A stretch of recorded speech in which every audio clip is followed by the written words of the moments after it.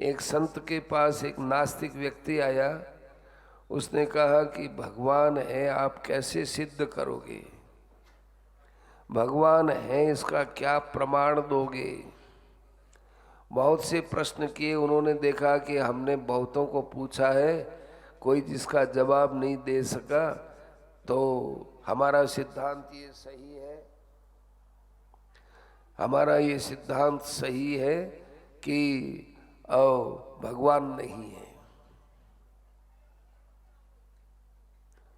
उन संतों ने वापिस जवाब दिया कि पहला तो ये दिया कि तुम्हारे सिद्ध करने से या मेरे सिद्ध करने से भगवान सिद्ध हो, ऐसे हमारे भगवान कमजोर नहीं है।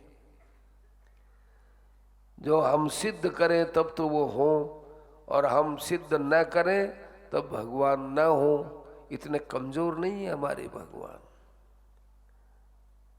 दूसरा प्रश्न किया, दूसरा उत्तर दिया उनको कि भगवान को छोड़ो यार, तुम ये बताओ कि तुम स्वयं हो कि नहीं। तुम अपने होने की बात बोल दो बस, कि मैं हूं या नहीं हूं। तुम हो कि नहीं, कि मैं हूं ना महाराज, कि प्रमाण लाओ। तुम हो इसका प्रमाण, ये मैं बैठा हूं नहीं, ये तो शरीर बता रहे हो आप खुद हो कि नहीं, प्रमाण लाओ। कि मैं बोल रहा हूं ना, ये तो वाणी है, मैं सुन रहा हूं, ये तो श्रोत्र है। मैं आपके सामने ये देखो ये बैठा हूं, ये तो शरीर है।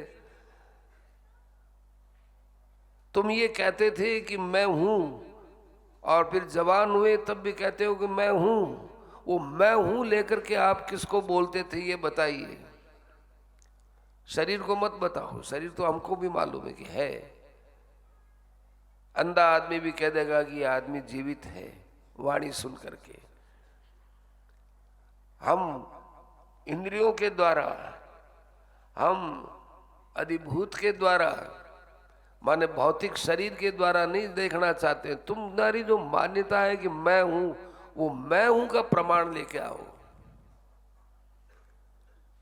कि वो तो महाराज उसका तो तुम अपना तो प्रमाण खोजते नहीं, और भगवान का प्रमाण खोजने चले हो।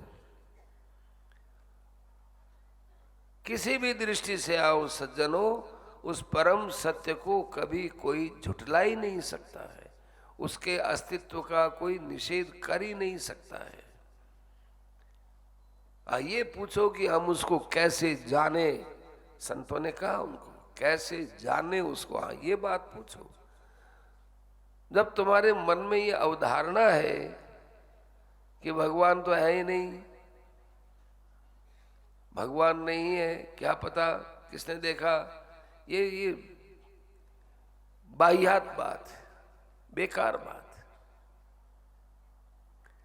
भागवत कहता है हमारा परम सत्य, हम बताते हैं कि बताओ महाराज कि यस्य अस्य यतः जन्मादि, पहला प्रमाण।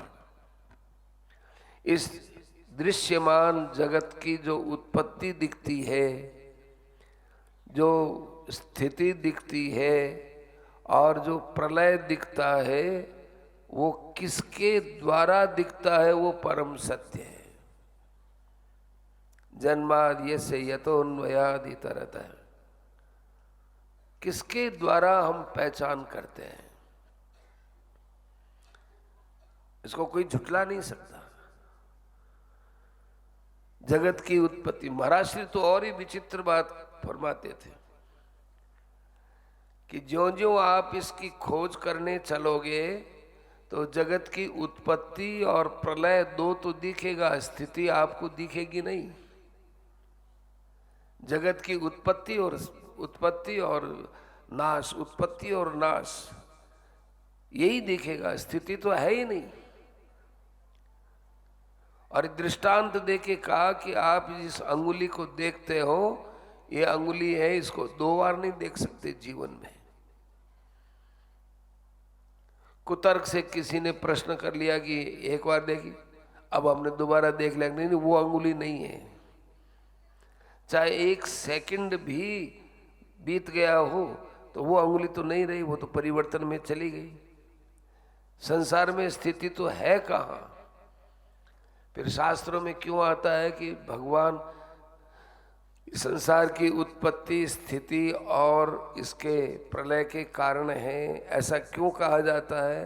ये कहा जाता है अगले आदमी की भावना के द्वारा।